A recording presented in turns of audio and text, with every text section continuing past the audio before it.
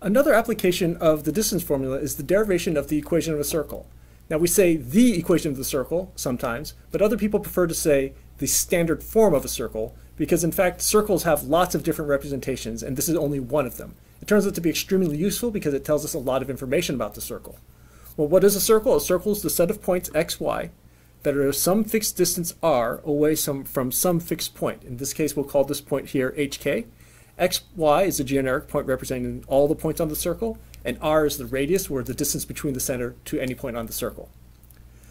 So if we look at the distance formula, we have that the distance between any two points is equal to the square root of x2 minus x1 squared plus y2 minus y1 squared. Now for this particular application, what we're going to do is we're going to square both sides of this equation. So when we square, we eliminate the square root. And we get d squared on this side. So in our setup right here, what is the distance? Well, the distance is that amount r. x2 minus x1. Well, we have to decide what our point 1 and our point 2 is.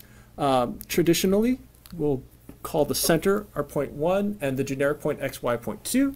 And so x2 minus x1, well, that's just the letter x minus h squared plus y minus k squared. Now convention, you usually see it in the other order, x minus h squared plus y minus k squared equals r squared, but they're both the same thing.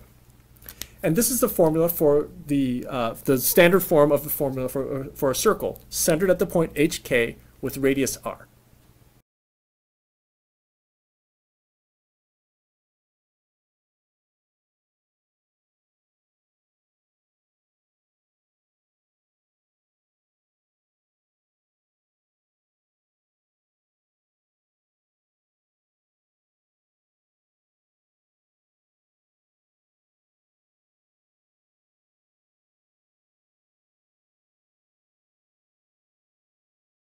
Here is our first example of an application of the equation of a circle.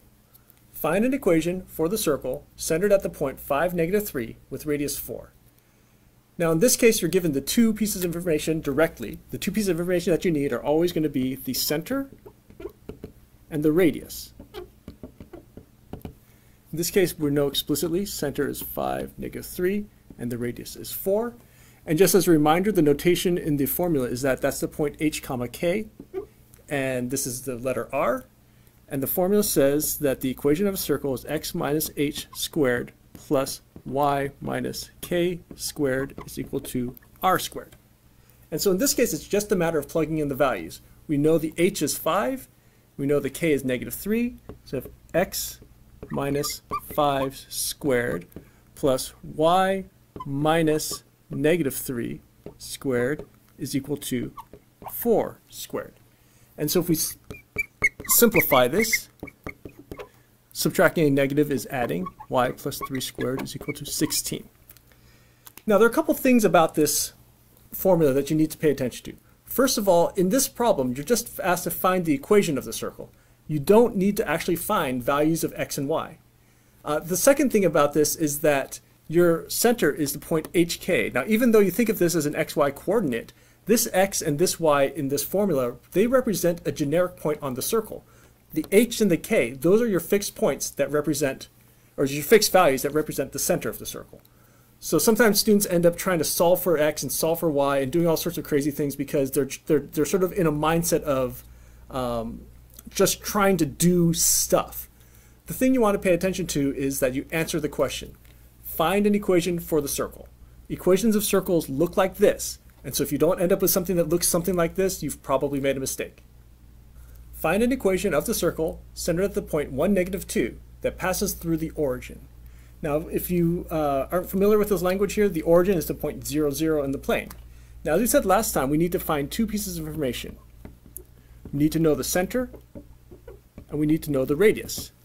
Now in this case the center is given to us explicitly, but the radius, if we read through the words, the problem doesn't give us a radius, and so we have to go figure it out.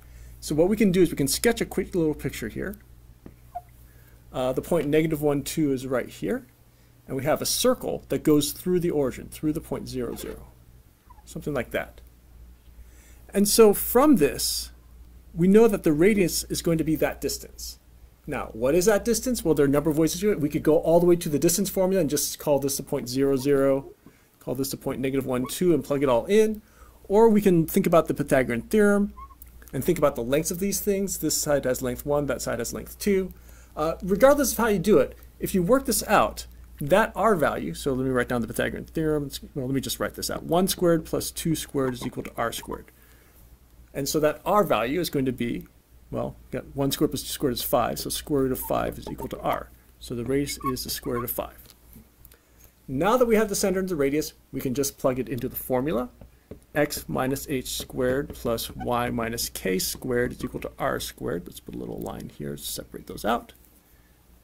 And so x plus 1 squared, right? So minus a negative is plus y minus 2 squared is equal to the square root of 5, but we're going to square that, so it's actually going to be 5.